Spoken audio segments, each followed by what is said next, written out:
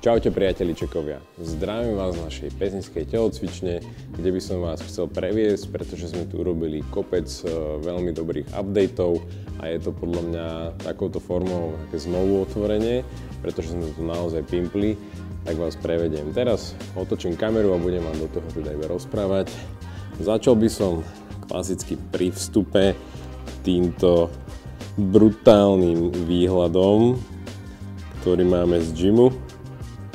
A vlastne odtiaľto by som sa presunul do tohto priestoru, ktorý, skoro som sa zabil, je takto oddelený, tu sa pekne vyzúvame a veľkým updateom prešla aj táto plocha, kde teda sedenie sa presunulo z predbaru, kam sa dostaneme. Sem máme sedenie, takto pekne rastlinky. Tu je ešte pokazané kreslo, ktoré čaká na motor, ale za 2 týždne už by malo byť naspäť v tejto miestnosti, ktorá tiež sa dočkala nových dverí protihlukových, takže väčší komfort aj vo fyziomiestnosti.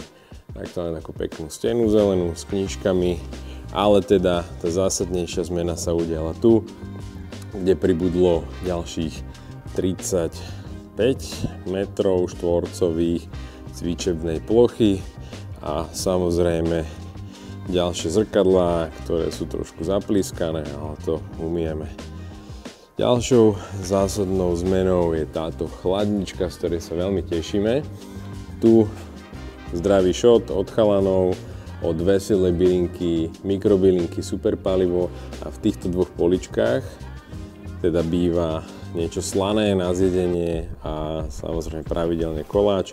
Teraz tu máme aj takúto granulu a medíky, rôzne kvalitné dobroty, ktoré sa k nám dostávajú od lokálnych výrobcov. Ďalšia veľká zmena je tuto v rohu. Tento roštek, ja to volám, že kardio. Toto je naša kardiozóna a v kardiozóne máme teda novú mašinu veslovací trenažér, koncept.